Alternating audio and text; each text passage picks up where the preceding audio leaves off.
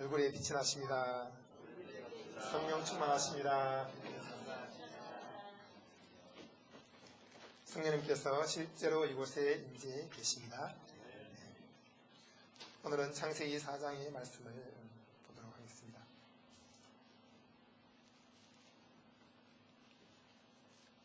아담이 그 아내 하와와 동침을 했습니다.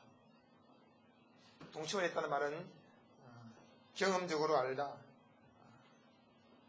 이제 이성에 대해서 눈을 뜨게 되고 그 이성을 발견하게 됐다. 그런 의미입니다.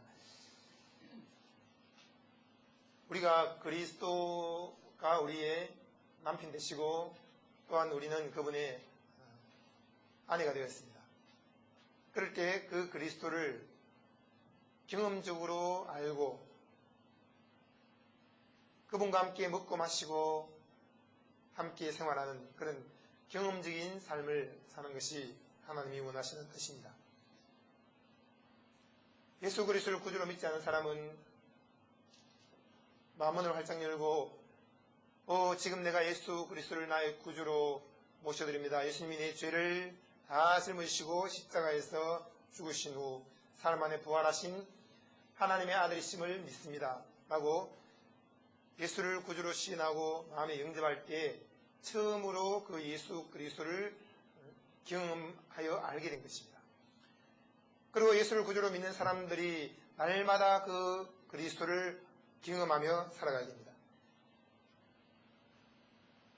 예수님께서는 말씀하기를 볼지어다 내가 문 밖에 있어서 두드리노니 누구든지 내 음성을 듣고 문을 열면 내가 그에게로 들어가 그로 더불어 먹고 그는 나로 더불어 먹으라고 했습니다. 이 말씀은 요한계시록의 한 교회에 주신 말씀인데 이 교회는 예수를 구주로 믿지 않는 교회가 아니었습니다. 예수를 구주로 믿고 있음에도 불구하고 성령으로 거듭났음에도 불구하고 또 교회 생활을 한 지 오래되었음에도 불구하고 그 교회는 주님을 밖에 밀어내버렸습니다. 주님은 인격적인 분이기 때문에 우리가 거절하면 밀어낼 수 있습니다. 또 주님은 에베소 교회에 말씀하기를 너희가 처음 사랑을 버렸느니라고 했습니다. 이런 것은 찾을 수가 없습니다. 어디에서 잃어버렸지? 아무리 찾으려고 애를 써도 그것을 찾기란 쉽지 않습니다. 그런데 주님은 너희가 처음 사랑을 잃어버렸다라고 말씀하지 않고 너희가 버렸다라고 했습니다. 버렸다는 것은 내가 가지고 있는 어떤 것을 버리는 것입니다. 왜 버립니까? 별로 중요한 것이 아니야. 하찮은 거야. 쓸모없어. 그렇게 생각하니까 버리는 것입니다. 수많은 사람들이 율법적인 행위를 더 중요하게 생각하면서 믿음으로 말미암아 의로워졌고 성령 충만해졌고 건강하고 부유해졌고 지혜로워진 이 하나님의 은혜에 대해서 믿음으로 말미암아 하나님의 구원을 선물로 받은 이 사실에 대해서 가볍게 여기고 하찮게 생각하고 그것을 버린다는 거예요. 많은 사람들이 버렸습니다. 주님은 말씀하기를 그것을 다시 주오라고 말씀하십니다. 주님을 우리의 삶의 현장에서 밀어낸 사람들은 다시 주님을 인격적으로 환영을 하고 그 주님과 교제를 나누며 함께 먹고 마시고 함께 생활하라고 말씀을 하고 있습니다. 여러분, 처음 사랑을 버린 사람은 그것이 쓰레기가 아니라 하찮은 껍데기가 아니라 정말 진주요 다이아몬드보다 더 귀한 보배라는 것을 알고 그것을 다시 주워와야 되는 것입니다. 가치를 모를 때는 버리는 거예요. 아이들이 중요한 가치를 모르고 버렸습니다. 그런데 주님은 그것을 주워오라고 하십니다. 다시 주워와서 그것이 너의 삶의 전부가 되게 하라. 주님도 마찬가지입니다. 주님을 우리의 삶에서 밀어내는 사람들이 많습니다. 그러나 나는 다시 주님을 인격적으로 환영하고 모셔들어서 주님과 함께 교제를 나누며 살아라. 여러분, 우리는 우리의 참남편 되신 예수 그리스도와 함께 날마다 동침하며 먹고 마시는 삶을 살고 있습니다. 주님께서 말씀하십니다. 너희는 침소를 소중히 여기라. 여러분, 부부가 침소를 소중히 여겨야 됩니다. 마찬가지로 그리스도의 신부된 우리는 그리스도와 함께 동침하는 이 침소를 소중히 여기고 이 침소에다가 다른 남편을 누이어서는 안 되는 거예요.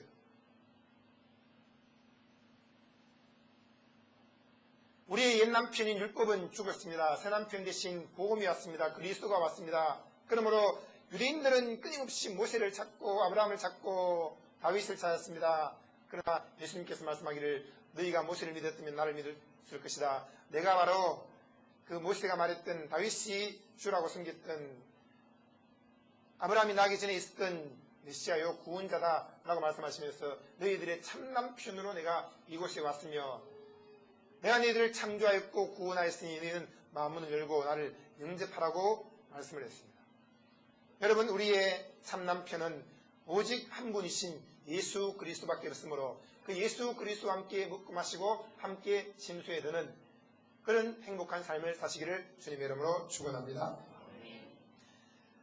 하나님이 그 아내 하와와 동침을 하자 하와가 잉태하여 아들을 낳았습니다. 그것이 바로 가인이었습니다. 그리고 가인을 높이 쳐들고 하나님 앞에서 선포했습니다. 내가 여호와로 말미암아 등남하였다.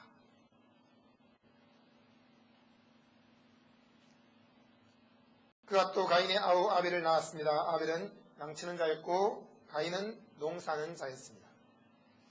세월이 지난 후에 가인은 땅의 소산으로 제물을 삼아 여호와께 드렸습니다. 아벨은 자기도 양의 첫 새끼와 그 기름으로 드렸습니다. 여호와께서 아벨과 그 제물은 연락을 하셨으나 가인과 그 제물은 연락지 않았습니다.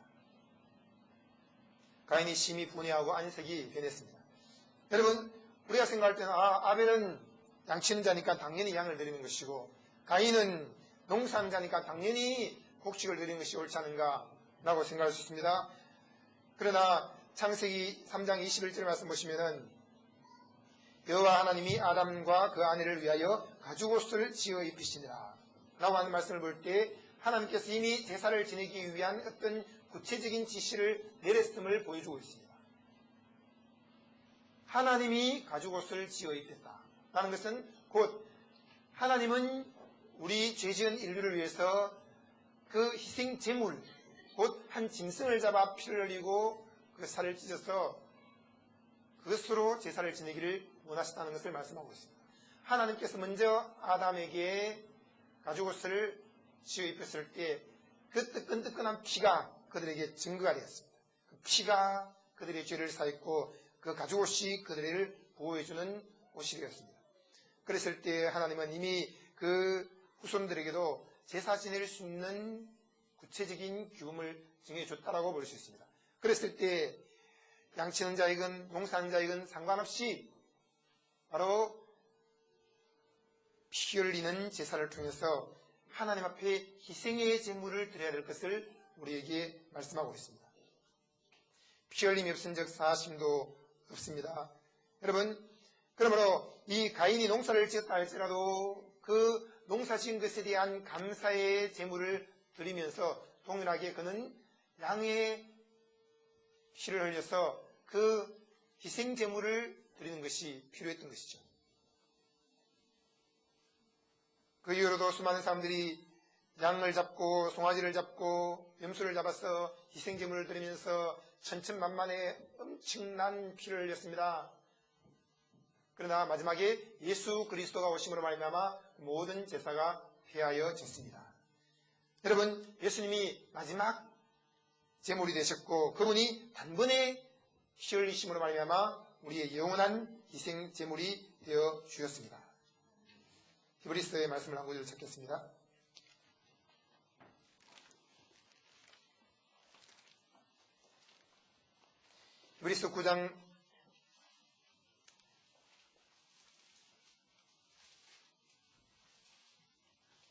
히브리서 9장 7절에 오직 둘째 장막은 대제사장이 홀로 1년 1차씩 들어가되 피 없이는 아니하나니 이 피는 자기와 백성의 허물을 위하여 드리는 것이라. 성령이 이로써 보이신 것은 첫 장막이 서 있을 동안에 성수에 들어가는 길이 아직 나타나지 아니한 것이라. 이 장막은 현재까지의 비윤이 이에 의지하여 드리는 예물과 제사가 섬기는 자로 그 양심상으로 온전케 할 수 없나니 이런 것은 먹고 마시는 것과 여러 가지 씹는 것과 함께 육체의 예법만 되어 계획할 때까지 맡겨둔 것이라. 그리스도께서 장래 좋은 일에 대제사장으로 오사 손으로 짓지 아니한 곧 이 창조에 속하지 아니한 더 크고 온전한 장막으로 말미암아 염소와 송아지의 피로 아니하고 오직 자기 피로 영원한 속죄를 이루사 단번에 성소에 들어가셨느니라. 그리고 22절 보시면은 율법을 쫓아 그의 모든 물건이 피로써 정결케 되나니 피 흘림이 없은즉 사심이 없느니라. 그리고 25절에는 대제사장이 해마다 다른 것의 피로써 성소에 들어간 것 같이 자주 자기를 드리려고 아니하실지니 그리하면 그가 세상을 창조할 때부터 자주 고난을 받았어야 할 것이로되 이제 자기를 단번에 제사로 드려 죄를 없게 하시려고 세상 끝에 나타나셨느라. 예수 그리스도가 단번에 제물이 되심으로 우리의 구원자가 되셨습니다. 그리고 첫 번째 것을 피하고 그 마지막 것을 우리에게 선물로 주셨습니다. 우리는 이제 하나님께 나아갈 때 무엇을 의지해서 나아갑니까? 그 아들 예수의 피를 의지해서 하나님께 나아가게 되겠습니다. 여러분, 오늘 이 자리에 예배에 참석했습니다. 나의 행한 의를 가지고 나온 것이 아닙니다. 나의 착한 마음을 가지고 나온 것도 아닙니다. 우리는 예수의 피를 의지해서 하나님 보호자 앞에 담대함과 당당히 나아왔습니다. 여러분, 우리의 마음에 예수의 피가 흐르고 있습니다. 한번 인사하시기 바랍니다. 예수의 피가 흐르고 있습니다.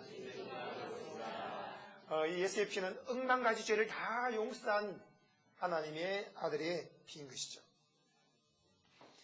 그러므로 가인도 그는 반드시 피의 제사를 지냈어야만 했습니다. 그리고 다른 것들은 하나님께 감사하는 마음으로 덤으로 제사를 지낸 것이 되었어야 되는데 그는 자기 나름대로 제사를 지냈습니다.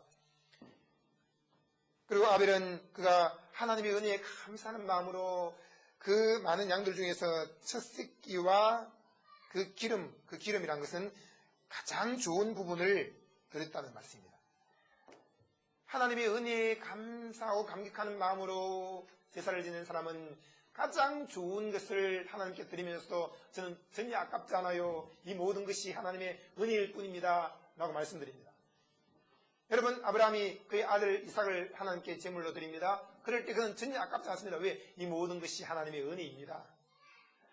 여러분, 우리가 가진 모든 것을 주님께 드린다고 할지라도 그것은 아까운 것이 아니라 하나님이 베풀어 주신 큰 은혜에 반응하는 하나의 지극히 작은 마음의 표현인 것 뿐이라는 것을 기억하시기 바랍니다. 우리는 우리 육체의 본능상 자꾸 자기 의를 드러내려고 하는 마음들이 있어요. 무엇을 하든지 자기 의를 자꾸 드러내고 내가 이렇게 하는데 안 하고 인정받고 싶어 하고 그것을 통해서 뭔가 힘을 드러내려고 하는 경우가 있습니다. 그것이 우리 육체 본능입니다. 그러나 그것을 예수의 피를 통해서 죽이고 우리는 날마다 마음에서 입술로 예수의 피로 인한 그 은혜를 찬양하고 그 은혜를 인하여 감사하는 삶을 살아야 되겠습니다. 우리가 형제를 용서하는 것도 마찬가지입니다. 억만 가지 죄를 예수 그리스도의 피로 다 씻어주셨고 우리를 정결케 하셨으며 우리가 하나님의 자녀가 되도록 은혜를 베풀어 주셨으니 우리 주위에 있는 부모, 친척, 자녀, 형제들 그들을 용서하는 것은 티끌 같은 죄를 용서하는 거예요. 그걸 용서했다고 해서 의시될 것도 없고 당연히 용서하는 것입니다. 여러분, 우리는 우리 주위에 있는 모든 사람들을 용서했습니다. 용서했습니다. 가인은 좋은 것을 드렸다는 표현이 성경에 나와 있지 않습니다. 가인은 땅의 소산으로 제물을 삼아 여호와께 드렸다라고만 표현되어 있고 아벨은 양의 첫 새끼와 가장 좋은 부분 그 기름으로 하나님께 드렸다라고 말씀을 하고 있습니다. 여호와께서 아벨과 그 제물은 연락하셨으나 가인과 그 제물을 연락지 않았다고 했습니다. 하나님은 우리의 제물을 받으십니다. 그러나 제물만 받으시는 것이 아니라 그 사람의 마음을 받으시는 거예요. 하나님은 사람의 외모를 취하지 않고 그 중심을 보십니다. 여기에서 분명히 보십시오. 아벨과 그 제물이라고 했습니다. 아벨과 그 제물, 가인과 그 제물. 그러므로 이 아벨은 자기 마음속에서 하나님을 믿고 신뢰하는 하나님의 은혜를 전적으로 의지하는 그 마음을 가지고 양을 잡아서 피 흘려서 감사하는 마음으로 제사를 지냈습니다. 그런데 가인은 하나님의 은혜가 아닙니다. 자기 율법의 행위를 가지고 내가 이렇게 하나님께 드리니까 얼마나 자랑스러워 하면서 자기 행위를 드러내고 자기 의를 드러내는 제사를 지냈던 것을 말씀하고 있습니다.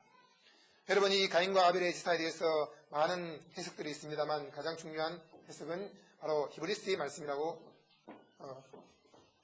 볼 수 있겠습니다. 히브리서 11장에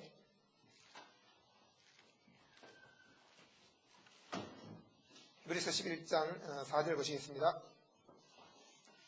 믿음으로 다 함께 읽겠습니다. 이브리서 11장 4절 시작. 믿음으로 아벨은 가인보다 더 나은 제사를 하나님께 드림으로 의로운 자라 하시는 증거를 얻었으니 하나님이 그 예물에 대하여 증거하시니라. 저가 죽었으나 그 믿음으로써 오히려 말하느니라.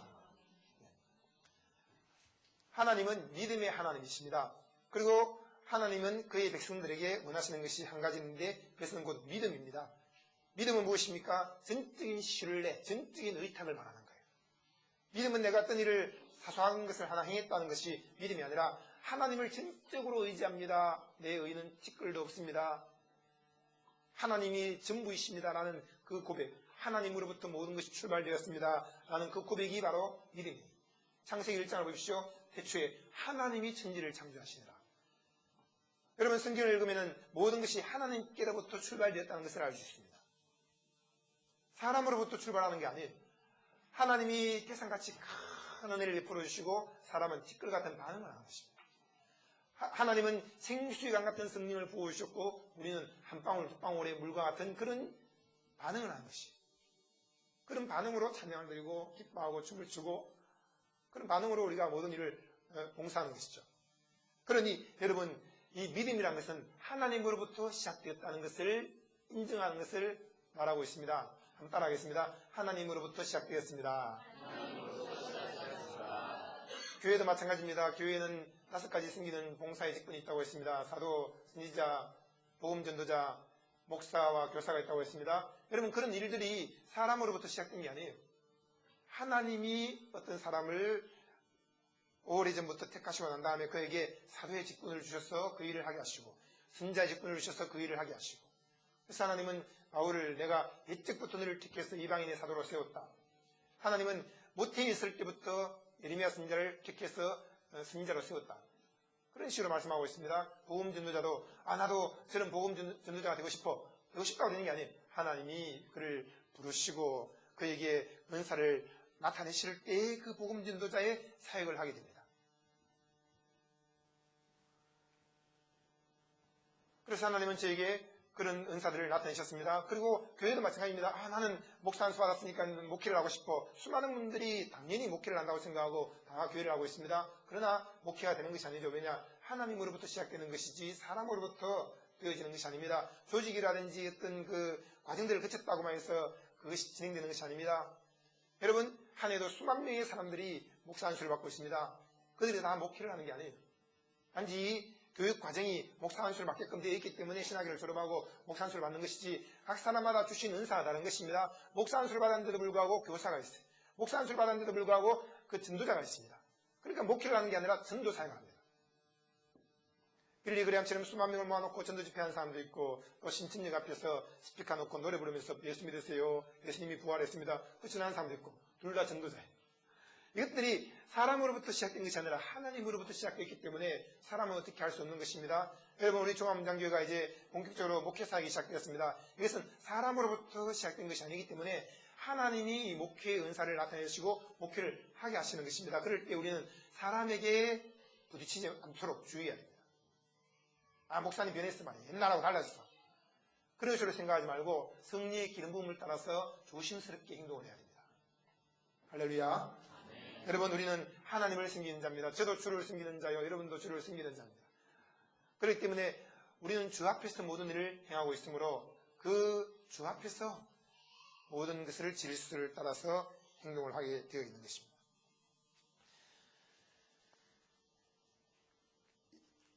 제사를 지내는 것도 하나님으로부터 시작되는 것입니다. 우리가 제사를 지내기 때문에 뭔가 하나님이 감동받으셔서 우리에게 은혜를 베푸시는 것이 아니라 하나님이 이미 그 예수 그리스도를 상징하는 한 짐승을 잡아서 피를 흘리고 가죽옷을 입혀주신 것입니다.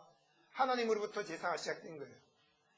그것을 우리에게 주시면서 최소한 이 정도로 너희가 행함으로 믿음의 표현을 보여라.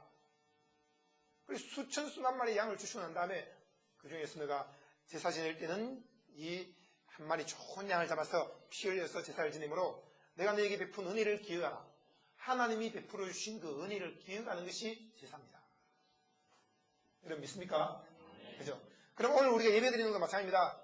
교회 와서 예배드릴 땐 제일 좋은 옷을 입고 머리도 깨끗하게 토요일 날은 머리를 좀 단장을 하고 넥타이도 제일 좋은 거 메고 오고 그리고 집에서 안 쓰던 반지 같은 거 하나 끼고 오고 구두도 좀 닦고 그렇게 해서 단정한 모습으로 와서 예배를 드릴 때 가장 좋은 얼굴 표정을 지으면서 여러분 입꼬리가 내려가지 않았습니까? 입꼬리 좀 끌어올리세요. 그리고 예배 드릴 때 우리는 깨어서 정신을 차리고 예배 드려요. 영화를 보면서 돈 7,000원 내고 영화 보면서도 정신 바짝 차리고 돈 안 날리려고 얼마나 그 세밀하게 봅니까? 돈 냈기 때문에 아깝다는 거죠. 여러분 돈 안 내고 보면 그것이 가치인지 모르기 때문에 또 그냥 흘려봅니다만은 돈 내고 보는 것은 굉장히 귀중한 생각을 정신 집중해서 봅니다. 그리고 중간에 잘 못 나오잖아요. 여러분 우리가 예배하는 것은 그런 것과 비교할 수 없는 거예요. 그리고 이 하나님의 말씀을 듣고 배우는 것 그리고 하나님께 예배하는 것 또 성가대 찬양하는 것 또 교회 와서 봉사하는 일들 이런 것들은 그 어떤 단체에서 하는 것이나 모임에서 하는 것보다 더 귀중한 것입니다. 하나님께 예배하는 것입니다. 그러므로 우리는 정신을 바짝 차리고 말씀 한 구절 한 구절을 소중하게 생각하면서 아멘 아멘 하면서 들어야 되는 것이에요. 여러분 구약시대에는 학자 에스라가 말씀을 낭독하고 또 하나님의 종들이 말씀을 풀 때마다 한마디 한마디 선포될 때마다 아멘 아멘 아멘 하면서 말씀을 듣고 그리고 그들이 일어서서 말씀을 낭독했습니다.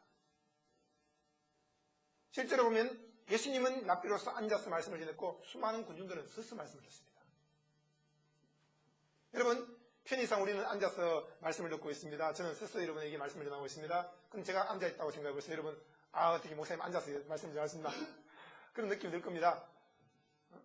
그러면서 좀 교만해 보여 그런 생각도 들 수 있습니다. 그러나 실제로 랍비가 앉아서 있고 듣는 사람들이 다 할 수 있는 거예요. 그리고 정말 중요하고 꼭 필요한 어떤 핵심적인 메시지가 있을 때 그때만 랍비가 탁 나와서 그걸 탁 선포합니다. 그래서 예수님께서 명절 끝날 곧 큰 날에 서서 외쳐 가라사대 그러니까 그때만 서서 외친 것입니다. 그건 대부분 앉아서 그랬어요. 산에 올라 앉으시니 제 아들이 나온지라 가르치고 집에서도 비스듬히 누워서 가르치고 예수님은 서서 외쳤을 때는 이제 명절 끝날 초막절 때 가장 중요한 복음 메시지를 선포할 때 서서 외친 겁니다. 누구든지 목마르거든 내게로 와서 마시라. 나를 믿는 자는 성경의 이름같이 그 배에서 생수의 강이 흘러나리라. 이 메시지를 선포하신 것입니다.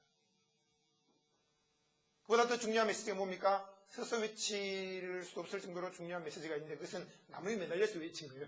다 이루었다. 다 이루었다. 여러분 말씀 들을 때 우리가 의자에 앉아있지만 마음은 서서 그 하나님 말씀 앞에 겸손히 아멘 아멘 하는 마음으로 그렇게 될지어다 그렇게 받아들입니다 그렇게 믿습니다 인정합니다 하는 마음으로 말씀을 들으시기 바랍니다. 혹시 지금 한 분이라도 저 뒤쪽에 계신 분 중에 한 분이라도 졸음이 오는 분 있으면 정신 차리세요. 옆에 사람 흔들 깨우세요. 돈 벌기 위해서는 정신 바짝 차리고 돈 벌고 공부하기 위해서 뭐 3시간 4시간 공부하고 그게 아니라 하나님 말씀 듣기 위해서 정신 바짝 차리고 그리고 받아듣기도 하고 또 우리가 성경을 정말 그러한가 하고 확인해야 되는 거예요. 확인해야 돼요. 요즘 우리 종합교회 성도님들이 말씀 듣는 자세가 너무 좋습니다. 참 잘하고 있습니다. 어머니 다시 말씀 참 잘 듣고 계시군요.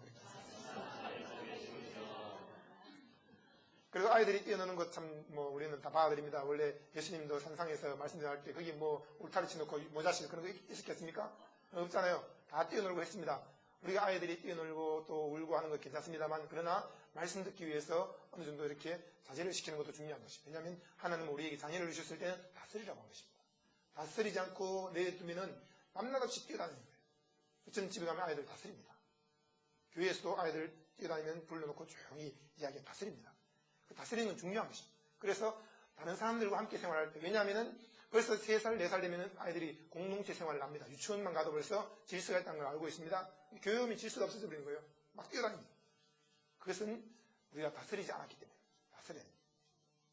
아이들이 벌써 2명, 3명만 모여도 질서가 있고 누가 위고 누가 아래이고 다 알고 있습니다. 그리고 어떤 때는 조용히 해야 되고 그리고 텔레비 볼 때 야 조용히 해 그러잖아요. 그리고 조용히 해야 된다는 걸 가르칩니다. 서로 자기들끼리도 3살, 4살만 돼도 그러니 우리가 교회에서도 그런 질서를 가르치는 것이 중요한 것이에요. 아이를 꾸짖지는 말되 아이를 불러서 사랑스러운 마음으로 이렇게 해야 되는 거란다 라고 말해줌으로 말미암아 교회의 질서가 존중이 되도록 하는 것이 중요합니다. 그렇다고 해서 우리가 아이들이 뭐 울고 장난치는 것을 절대 꾸짖거나 정지해서는 안 돼요. 하지만 우리가 부드러운 마음으로, 온유한 마음으로 잘 다스려서 교회에서 모든 사람들이 하나님 말씀 듣는 이 시간은 함께 조용히 말씀을 들을 수 있도록 돕는 것. 그리고 이제 또 교회가 자꾸 확장되면서 모자실을 멋지게 또 만들 계획입니다. 지금은 저기 바깥에서보다 모자실이.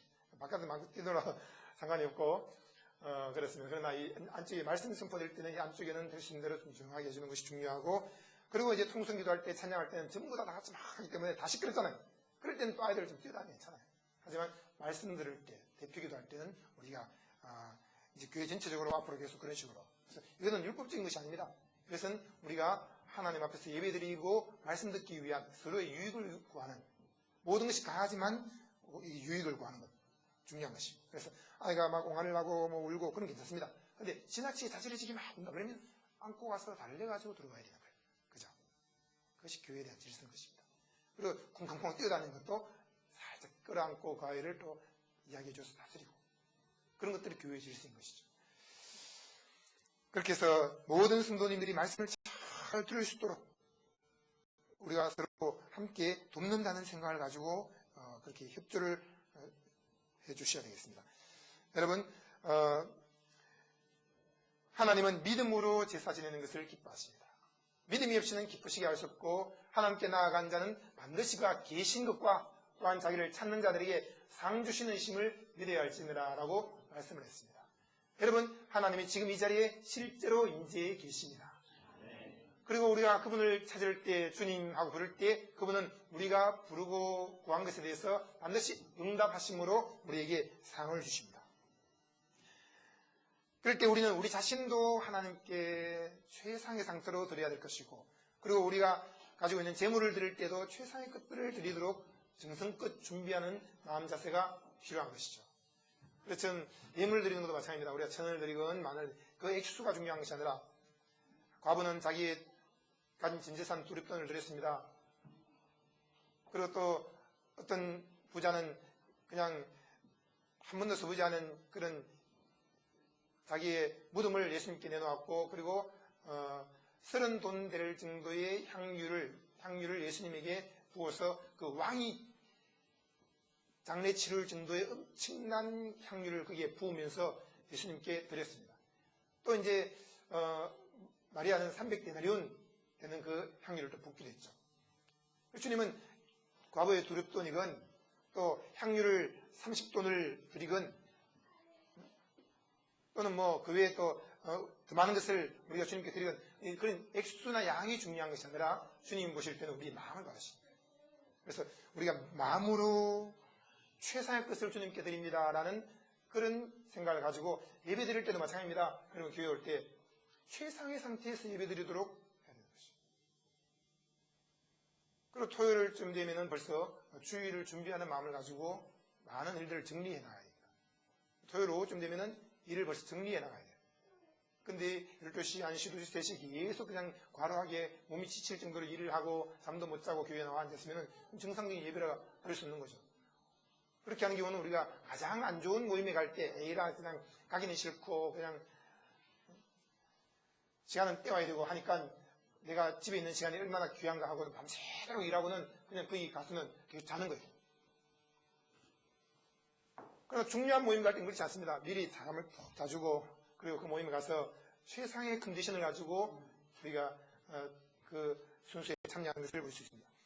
여러분, 하나님께 예배하는 마음 자세가 바로 이와 같습니다. 나 자신이 최상의 상태로 하나님께 나와서 예배를 하고, 그리고 우리가 주님께 드리는 것들로 최상의 것들을 드리고, 그런 마음 자세를 주님께서 기뻐하십니다. 이 모든 것은 드림으로 무엇인가 하나님의 것을 끌어내리는 것이 아니라 이미 하나님께로부터 가장 좋은 것을 받았기 때문입니다. 하나님이 아담과 그 아내를 위해서 가죽옷을 지어 입히셨는데, 이것은 곧 하나밖에 없는 독생자 예수 그리스도를 이 땅에 내보내셔서 살찢고 피 흘려 죽게 하심으로 우리를 구원케 한 사건을 이야기하고 있습니다. 여러분, 우리는 하나님께로부터 최고의 선물을 이미 받은 분들입니다. 그러므로 하나님께 예배하고 하나님의 교회를 섬긴 데 있어서 최고의 것들로 섬기시기를 주님의 이름으로 축원합니다.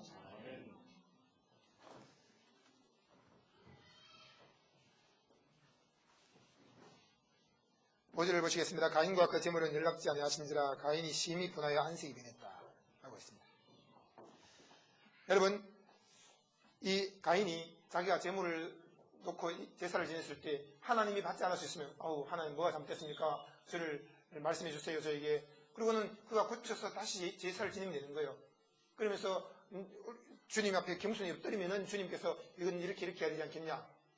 제사 지내기 그렇게 묻지 않은 것도 또 주님께서 지시한 것들을 무시한 것도 잘못됐지만은 주님이 받지 않았을 때 거기에 대해서 돌이켜서 주님께 묻고 다시 제사를 지내면 되었을 것입니다. 그런데 그는 처음부터 하나님의 명령을 무시해버렸고 그 다음에 제사를 지내고 난 이후에도 그는 하나님이 받지 않았다고 했을 때 돌이켜서 다시 제사를 지내려고 생각을 하지 않았던 것이에요. 여러분, 지난번까지 우리의 삶의 모습이나 예배의 모습이 잘못됐다면 중요한 것은 오늘부터 주의 음성을 듣고 생각을 바꾸고 그 다음에 바르게 예배하고 또 바르게 사람들을 대하면 되는 것이에요. 여러분, 중요한 것은 무엇입니까? 교만한 마음을 갖고 있는 사람은 주의 음성 듣기 싫어한다는 거예요. 오늘 우리 모든 성도님들은 예수 그리스도처럼 온유하고 겸손한 마음을 가진 줄로 믿습니다.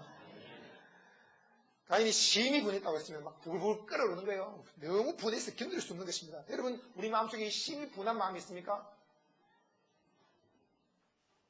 그는 하나님의 은혜를 망각하고 그 은혜에 제대로 반응하지 않았기 때문에 오는 육체의 열매입니다.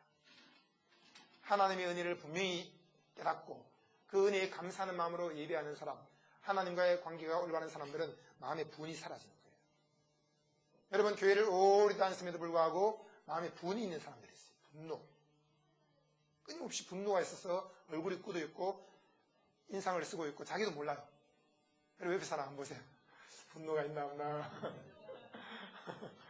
율법적인 신앙생활을 너무 오래 하다 보면 또 그게 자꾸 얼굴 굳어져. 분노. 나는 이렇게 많은 것을 하나님 앞에 봉사를 하고 헌신을 하고 망을 드렸는데 왜 나에게 복을 이것밖에 안 주는 거야 하면서 분노하는. 이 가인의 분노는 무엇입니까? 내가 그래도 말이야 땀 흘리면서 농사 지은 것 중에서 이렇게 재단에 쌓아 올렸는데 하나님 나에게 뭘 해줬나? 내가 열심히 땀 흘리고 김 내고 그렇게 해서 농사 지은 거 아닌가?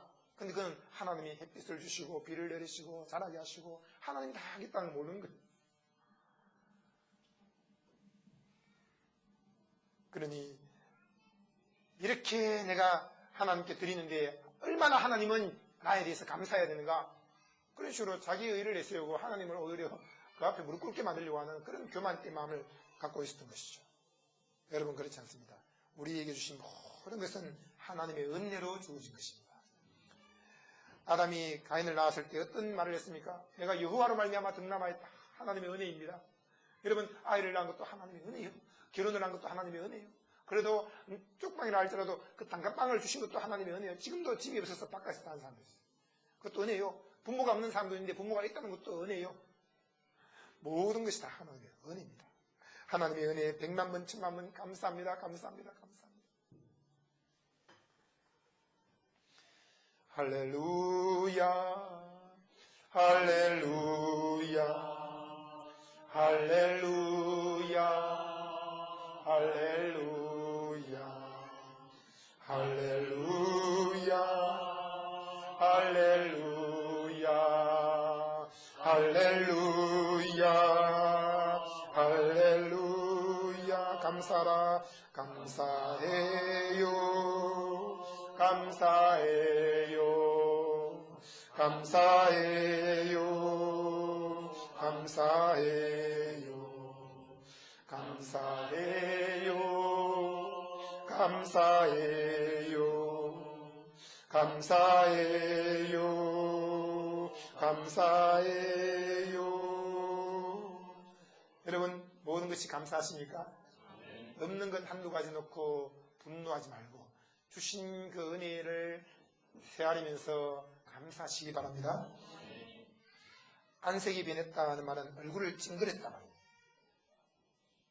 여러분, 왜 우리가 얼굴을 찡그립니까? 하나님 앞에서 얼굴을 펴십시오. 하나님도 내 기준을 놓고 판단합니다. 내 기준으로는 이런데 왜 하나님은 이렇게 나에게 반응하시는 거야? 하나님이 반응한 데 대해서 가인은 얼굴을 찡그렸습니다. 누가 주인입니까? 자기가 주인이에요. 하나님은 종입니다. 내가 주인이야. 내가 이렇게 내 기준을 정해놓고 제사를 지냈는데 왜 하나님 미소를 짓지 않는 거야? 그러니까 하나님까지도 자기에게 미소 지어주기를 바라는 거예요. 자기가 잘못해놓고도 자기가 주인 행세를 하면서 하나님까지도 자기 발밑에 두고 발톱에 때처럼 생각하는 사람들이 있습니다. 여러분, 하나님은 우주의 창조자시고 우주 만물의 주인 되십니다. 하나님 앞에 겸손히 엎드려 그분을 경배하는 것이 우리의 참된 모습인 줄로 믿습니다. 지금도 그렇습니다. 저는 말씀을 가지고 여러분들에게 설명하고 있습니다. 말씀 앞에서 우리는 겸손히 엎드려야 되는 거예요. 예배한다는 말은 엎드린다는 말이 있습니다. 그리고 그분의 발에 입 맞춘다는 말이 있습니다. 우리가 그분의 발에 입 맞추어도 감당치 못할 정도로 그분은 위대하시고 만물의 근원 되시고 천지의 주제가 되십니다. 왜 우리의 안색이 변합니까? 왜 우리 얼굴이 찔그해집니까? 여러분, 하나님께 대해서도 끊임없이 내가 내 기준을 가지고 대하는 사람은 하나님 앞에도 자꾸 얼굴 찡그리는 거예요.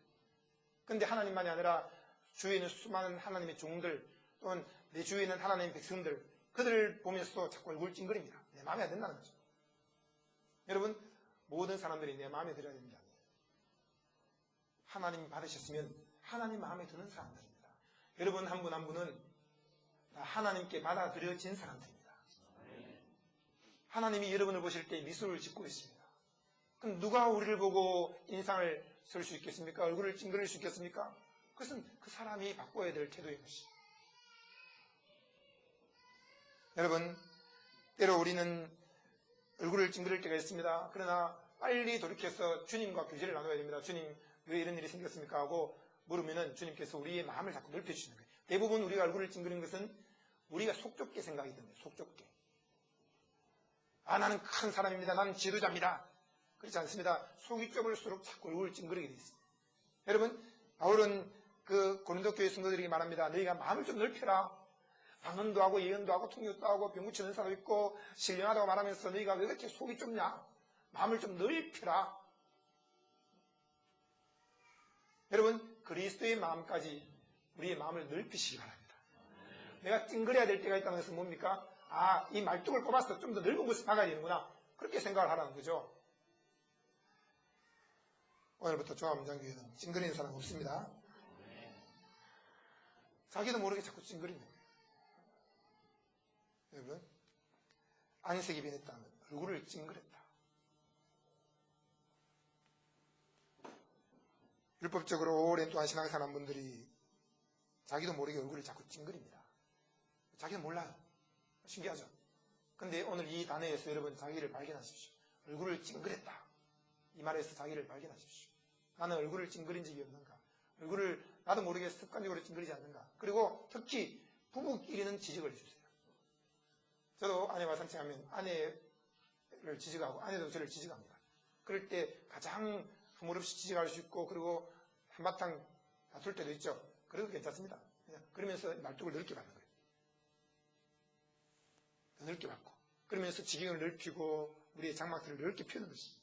여러분, 교회가 건물을 더 큰 걸 짓고 땅을 더 넓은 걸 사는 것 중요한 일입니다.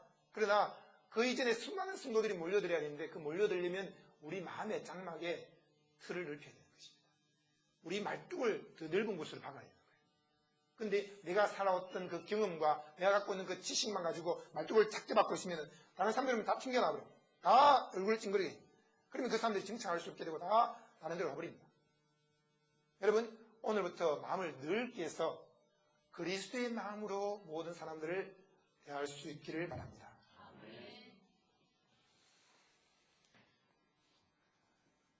얼굴을 찡그린다는 것은 우리의 생각을 바꿔야 될 것을 말씀하고 있고 우리의 삶을 조정해야 될 것을 말씀하고 있습니다. 분노와 질투심으로 가득 찬 이 가인은 그의 얼굴이 쉽게 펴지지 않았습니다. 여호와께서 가인에게 말씀했습니다. 너가 분하여 하는 것은 어찌미냐? 안색이 변하는 것은 어찌미냐? 주님 오늘 물으십니다. 아담아, 아담아, 내가 어디 있느냐? 그것은 왜 너가 하나님 낯을 피하고 그렇게 숨어 있냐? 그 말씀입니다. 마찬가지로 그렇게 물으신 것은 주님께서 아담을 돕기 위해서 오신 거예요. 여기서도 마찬가지입니다. 가인아, 너가 왜 안색이 변했냐? 왜 얼굴을 찡그리고 있냐? 그것은 하나님이 가인을 돕기 위해서 오셔서 물으신 것입니다.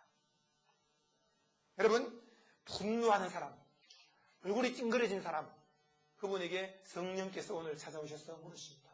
너가 어디 있느냐? 왜 그렇게 하고 있냐? 그럴 때 우리는 마음을 열고 주님 이렇게 이렇습니다 하고 제가 이것 때문에 기분이 나빠요. 이것 때문에 제가 마음에 안 드는 게 있어요. 그러면서 주님께 말씀드리면 주님께서 우리의 마음을 넓혀주십니다. 이렇게 해야 되지 않겠니? 하면은 주의 세미한 음성을 들으면 생각이 싹 바뀌어버리는 거예요. 그리고 성경 말씀을 보면은 또 우리 마음이 쫙 넓어져 버립니다. 근데 세상적인 이런 뭐 채세술이나 또 여러 가지 많은 책들을 보면은 그게는 마음이 넓히게 하는 게 아니라 사람들을 어떻게 대할 것인지 자꾸 간사한 것을 가르칩니다. 그러나 하나님의 말씀은 우리의 마음을 넓혀서 그리스도의 분량까지 인도하심으로 여러분 말씀을 통해서 내 생각을 조정할 수 있기를 바랍니다.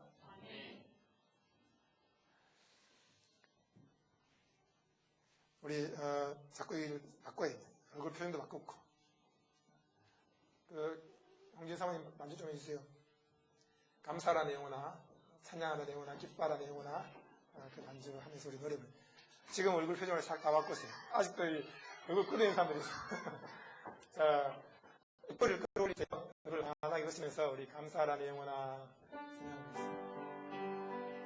찬양하면서.